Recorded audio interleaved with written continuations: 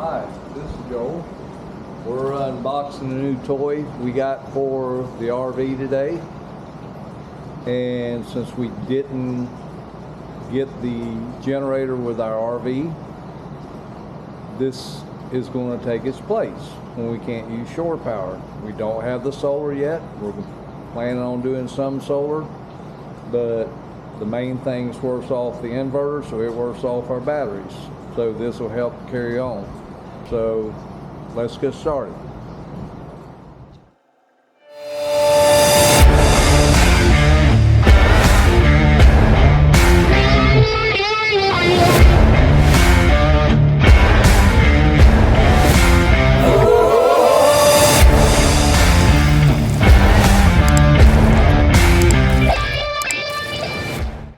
Alright, we're back. We got it out of the box. So, as you can see, it's the Genmax 7250.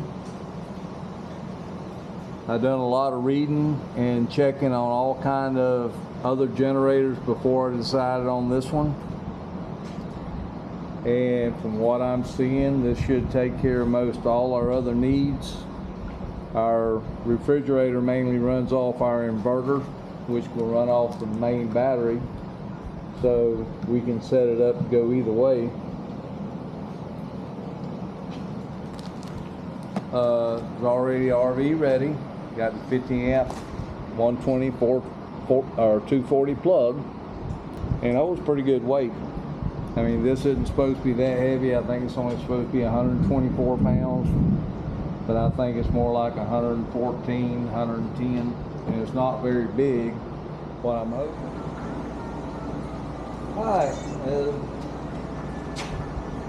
everybody knows, these do not come with any kind of liquids involved, so we've got to put oil in it, which involves taking this side off.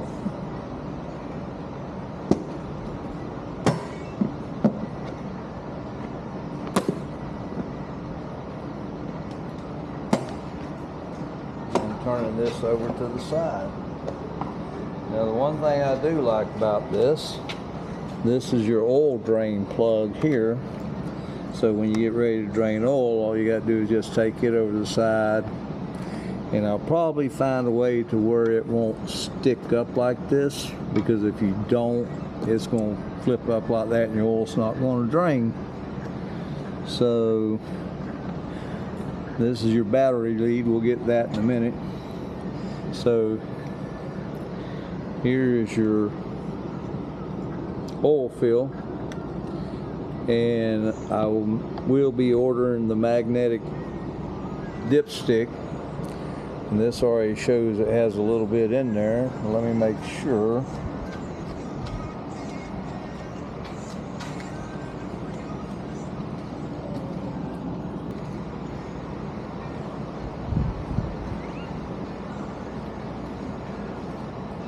I don't want to mix two things, because I'm going to use synthetic oil in here instead of regular conventional, because I know on these type of motors it does help it run cooler to where you don't have to keep it with a fan on in the heat when it gets too hot. And no, that actually looks like it's dry, so I'm thinking of good. Since I'm using synthetic, I do not want to mix one to the other. The funnel screws in the hole.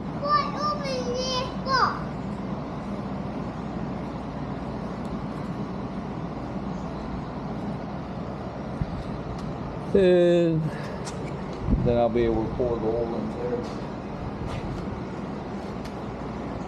And yes, this motorcycle oil, we've raced motorcycles all our life. All the kids have. That's one of the things we're doing now. We're catching up with our time. Between motorcycles and baseballs, it's been a good time.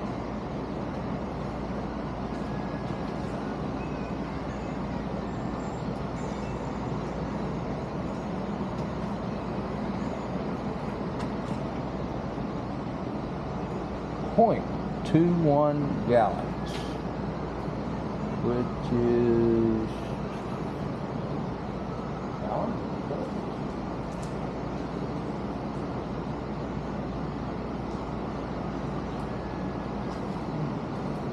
2-1. That sounds like an awful lot of oil. So we'll do it little by little. 2-1. There we go. Take almost this whole quart here.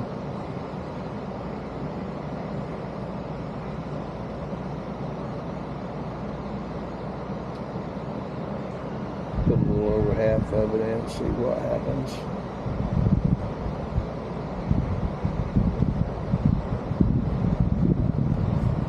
Don't want to overfill it right off the bat.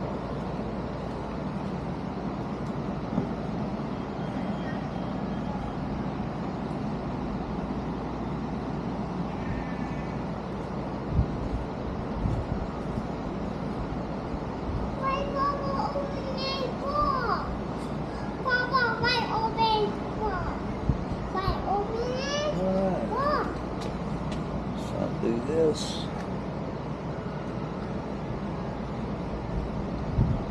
Good time to settle.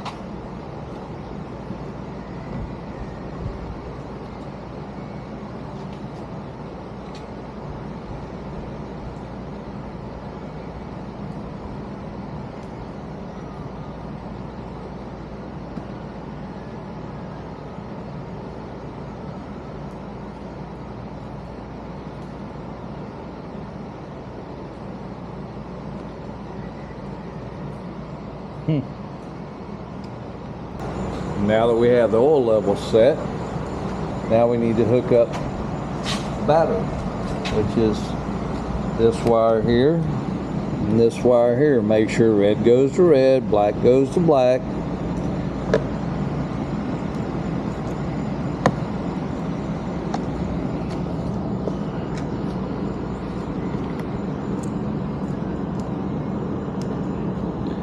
See, red to red, black to black. Now put this back in the thing. And I'm going to figure out something else to do with this too. I'm probably going to sit here and hold it out here for now so it won't kink. Because it kinked back there and I think that was a problem. May find a way to put an external where I can use this cap to do the external. Okay, now to close this side back up. These posts go in each mounting bracket first. Well, you got to put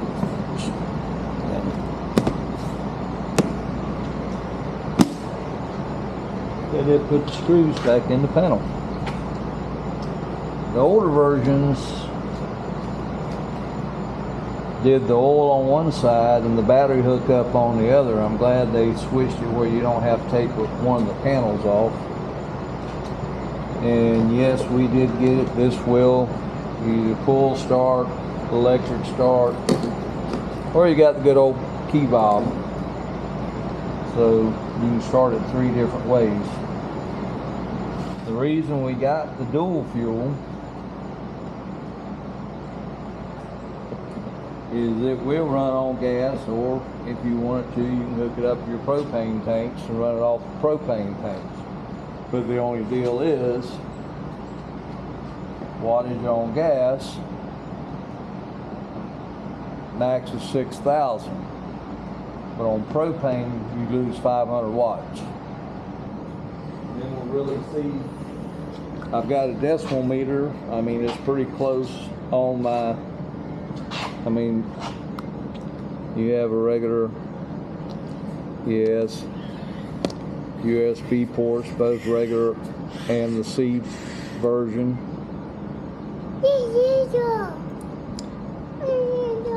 Then you got your regular 110 outlets with the ground fault.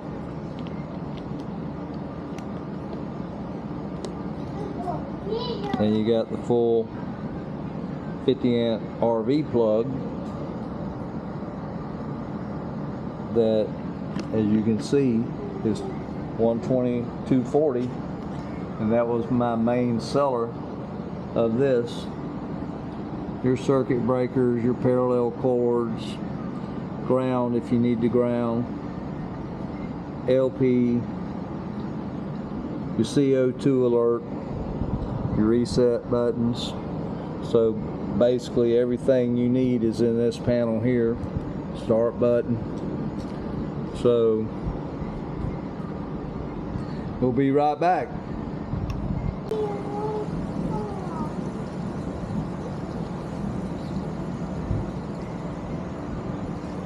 Okay. Wait. It's a cleaner and a treatment for fuel. So this whole can is supposed to do about 15 gallons. So we will put, it's a gallon, probably about an ounce in there.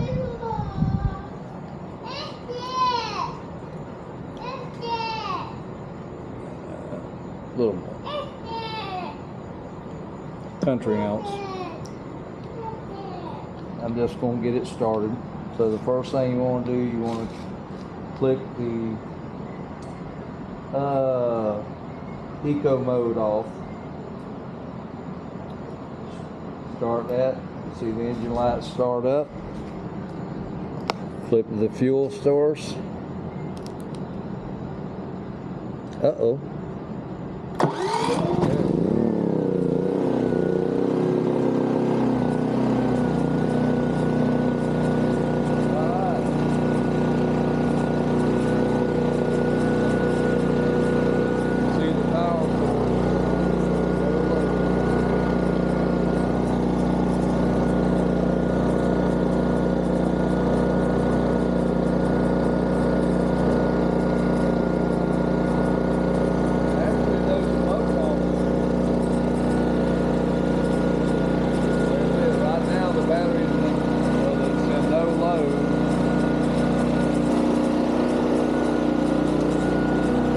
We're 5 foot away, and with my voice going up and down, it's going anywhere from 61 to 68 decibels, and that's less than 3 foot away. So I'm going to back up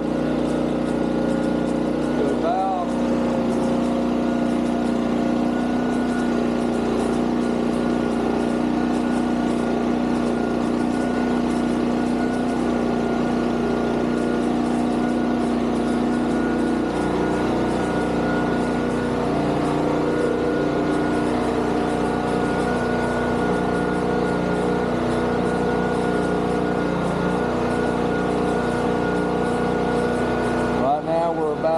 maybe 15 foot.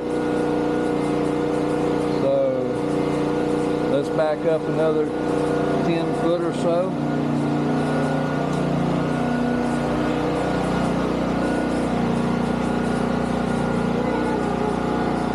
So we're 20 foot with no load. Around 55 dBs.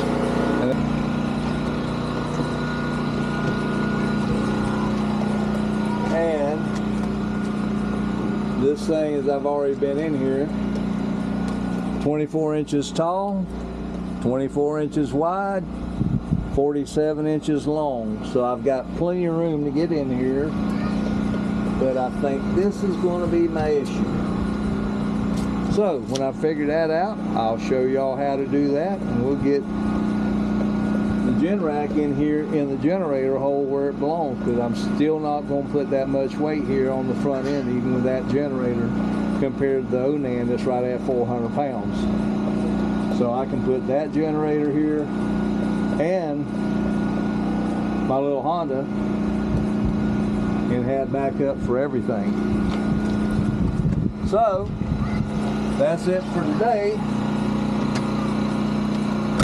We're going to sit here and let this Genmax go its first break-in period before I start putting a load on it. And we will go from there. See y'all next time. Hot diggity dog.